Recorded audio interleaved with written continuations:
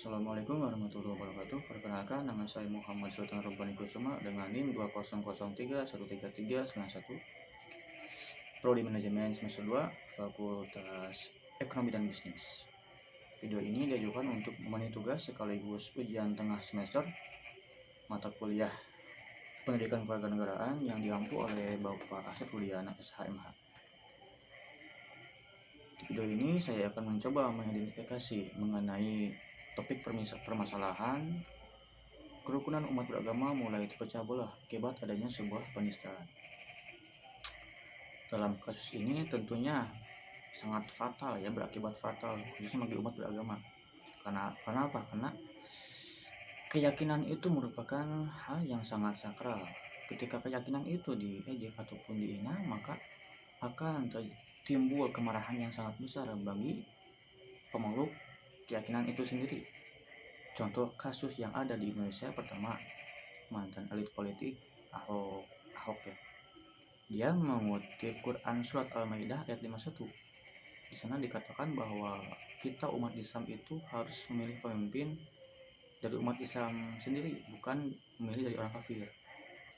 Nah, dia seolah-olah mendustakan ayat itu terhadap umat di Kepulauan Seribu ya itu. Nah, kan itu sudah termasuk penistaan, sebuah penistaan.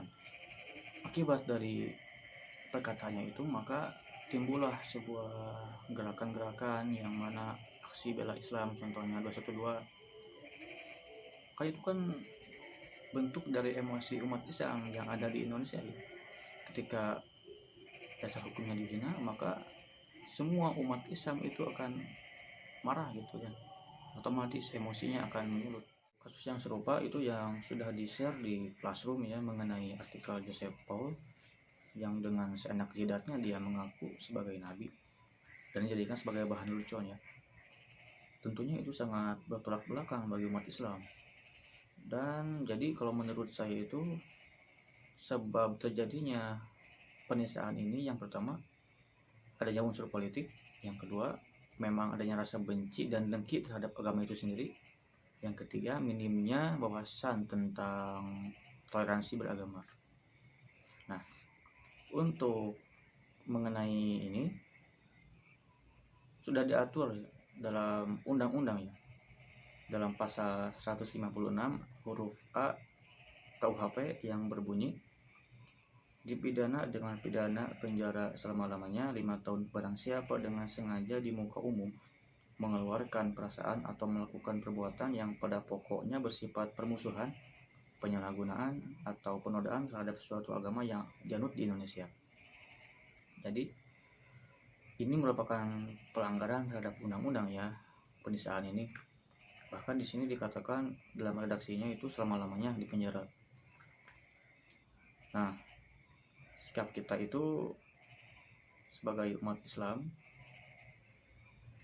kita lihat aja lah karakter Rasulullah seperti apa ketika dia dicaci, ketika beliau dimaki, beliau hanya diam dan senyum dengan memaafkan mereka yang memang pada ibrohnya itu mereka semua yang asalnya mencaci Rasul menjadi masuk Islam ya, malah mendukung Rasul.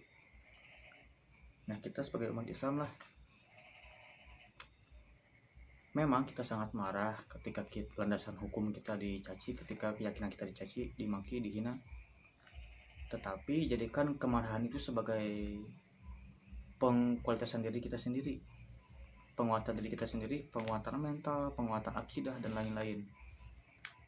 Yang pada ujungnya nanti ketika Islam berjaya, maka kita akan merasakan sendiri kenikmatan kemenangannya hakiki itu seperti apa.